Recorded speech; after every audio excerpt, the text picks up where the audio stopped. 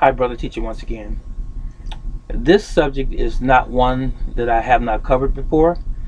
As a matter of fact, I probably have done it a few times. Uh, my delivery was more than likely different than the one that I'm about to present right now, but nonetheless, it is still helpful and beneficial. So, it's about how to minimize and possibly get rid of completely joint pain, pain in the body, just in general. Now, I don't want to use the word suffer, even though most people might say you're suffering with arthritis.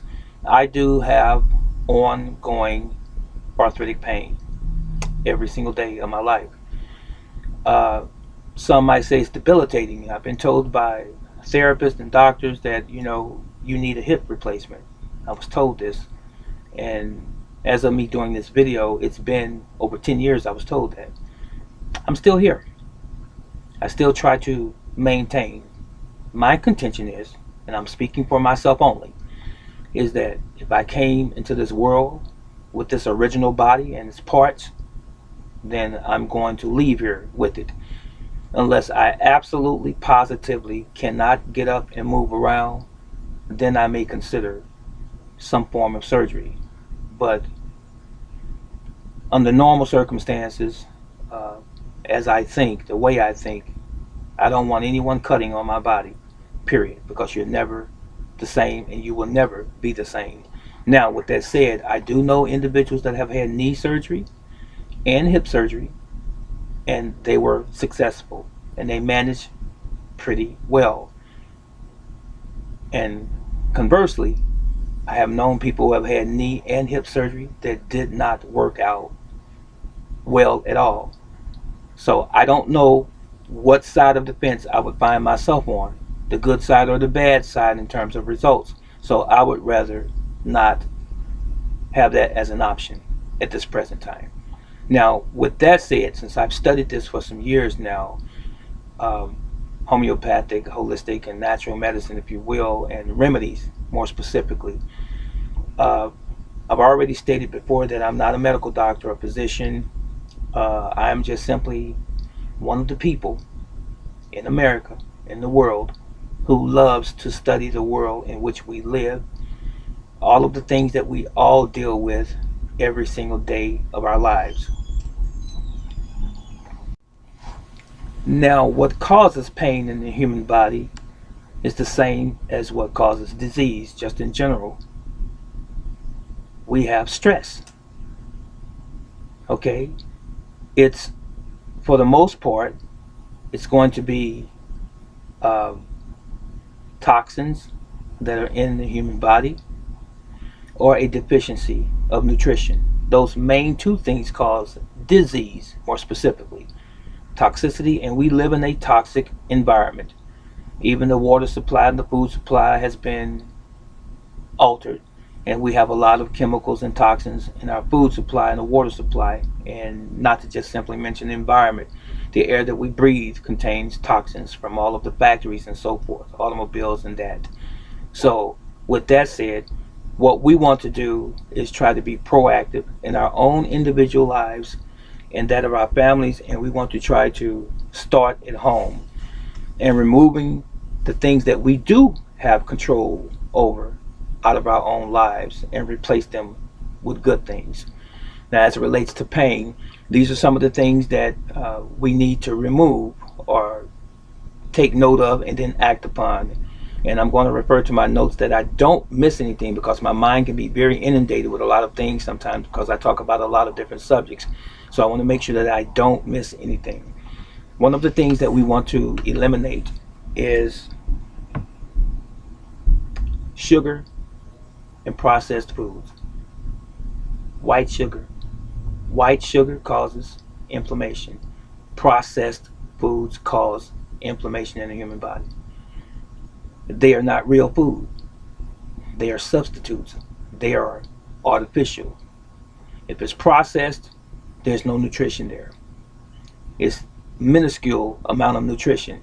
But when the nutrition is compromised by the majority of toxic chemicals that's in your food products, then it's safe to say that there's no nutrition at all. Okay? You want to, this is a kicker here. A lot of people don't like this answer. Eliminate dairy. As I've said before, we are the only creature.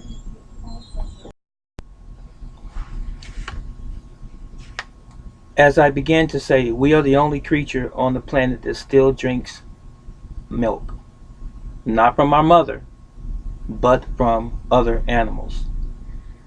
Every animal's milk that is a mammal, any animal that has the capacity to feed its offspring milk, its milk was designed for its own species, not other species. A tiger's milk is not for a wolf.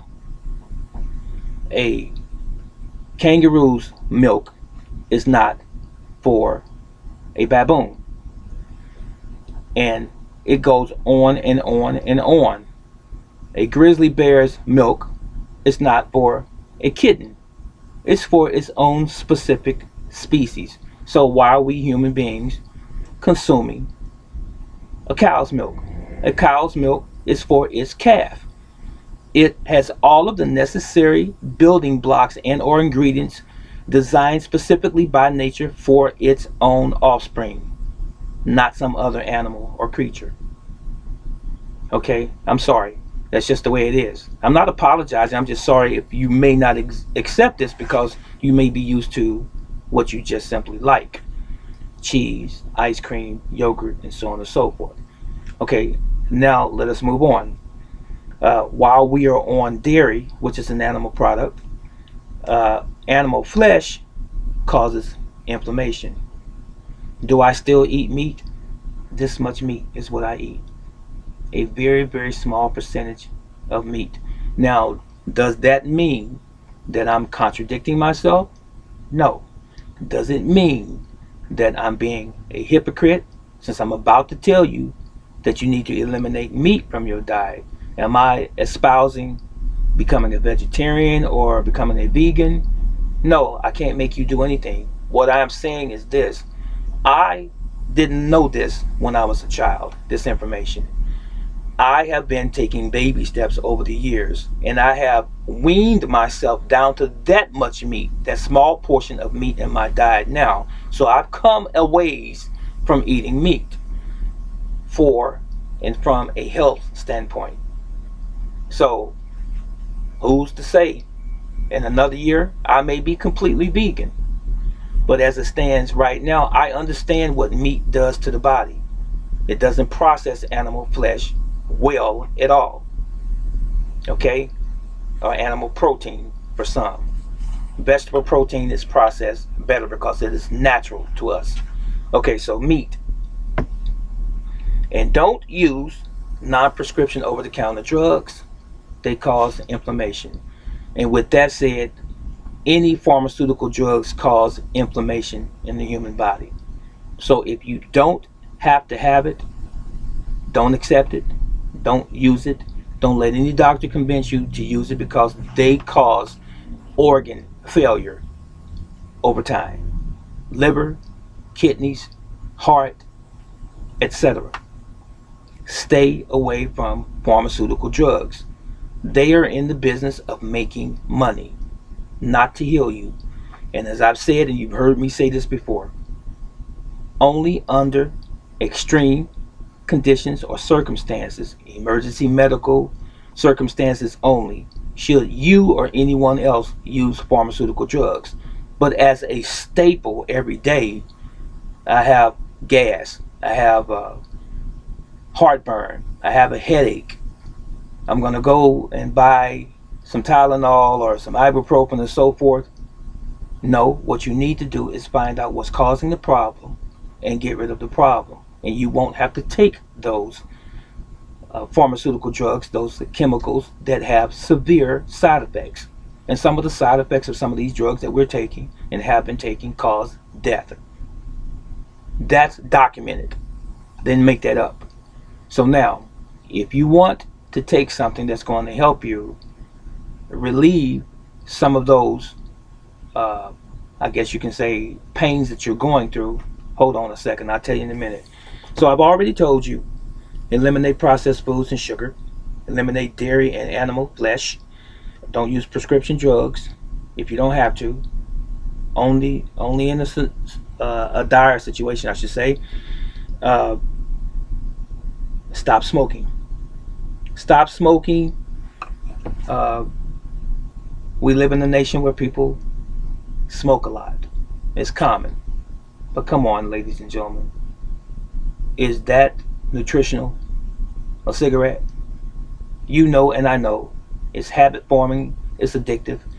And you smoke for comfort. You smoke to try to supposedly calm your nerves and, to take your mind away from your issues for the moment. But how can you do that and you're causing an issue at the same time? Possible lung cancer and various other types of cancer, and becoming possibly infertile, not being able to have and or bear children, both from men and women's side or point of view. Okay, and stress in general, those things that cause you to be highly stressed, uh, such as a battering spouse in your home, someone who's always putting you down, someone who's always talking down to you, and even putting their hands on you. Now, just because we commonly know that men will batter physically a woman, I've seen with my own eyes coming up, women do that to men as well. So, stress from a bad relationship, a non healthy relationship, stress from being underemployed or not employed at all, uh, stress from a child that may be sick and ill that you're providing care for, and you know that you probably have someone even in your family that's probably dying, or even someone who has died. You lost your mother, your father, or even a child, and you have never gotten over it. Stress can cause inflammation as well. It could be a manifold or a plethora of things that can cause psychological and emotional stress. You need to get a hold of those things and try to find something positive to do to get your mind off of those things and to get you heading in the right direction. So now, here's some things that you need to include to avoid inflammation in the body. First of all, you want to drink plenty of water, stay hydrated. And again, hydration is not just simply drinking water, it's remembering the electrolytes that your body's losing through perspiration, through elimination, which is urination and defecation and so forth. You want to replace those electrolytes, your potassium and your calcium and magnesium and so forth.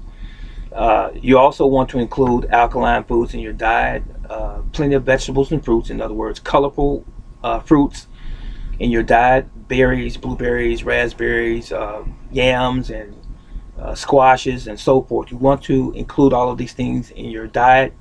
Those things are good for eliminating stress. Stress is the ultimate thing that you want to do, but it's going to eliminate actually the inflammation in your body. You want to also have an exercise program. Uh, Exercise is essential. In America, a lot of us like to sit around. We like to lay around. We like to take the easy way out when we're at home. We use the remote control. We don't get up and turn the TV on and off. If we have an air conditioner, some of us heaters, we use a remote control. We'll tell someone else to do it. We don't get up and get moving. You need to get up and get moving and have some form of exercise at least 3 to 4 times a week, at least 30 minutes or more. And included in that exercise should be some form of aerobic exercise to get your heart going, because it's a muscle and it needs to be exercised, to get your lymphatic system working, which helps to clear and eliminate the poisons and the toxins in your body. You need to do that as well. That's essential. And also, you want to have plenty of rest. Now, I say rest. Some experts say rest and sleep are two different things, but it's still the same to me. When you're asleep, you are resting and your body's repairing itself. It's repairing the cells, it's repairing all of the work that's been placed upon your human organism throughout the whole day. And it's not supposed to be digesting food when you sleep, so you're not supposed to be eating right before you go to sleep, especially a heavy meal. You're supposed to allow your body to cleanse, purge, and repair itself while you're asleep. So you need to have that. If it doesn't, then you're leaving yourself open to cancer, disease, inflammation, all related. So, again, find you something positive to do. Join some sort of exercise club. I know back in the day they used to say, we were part of a card uh, team, if you will, for lack of a better expression. Bridge clubs is what they call them back in the day. That doesn't mean that I'm that old, but there were times when people would go to one another's houses or to a specified place or designated place where they would play cards or they play checkers or they play chess or something like that. Do something to occupy your time, your mind, something positive. Join a book club. Read a book a week, every 2 weeks, or once a month, or what have you, to keep your mind occupied on something that's positive. Stop lingering and stop allowing people to place negative thoughts in your mind on an ongoing basis. If people don't have anything positive to say every time you're in their company, leave those individuals to themselves. Find someone who's like minded, who's positive, who's thinking about doing something in life, who's thinking about progressing in life, who's thinking about advancing themselves in life, who's talking about, even great health in life.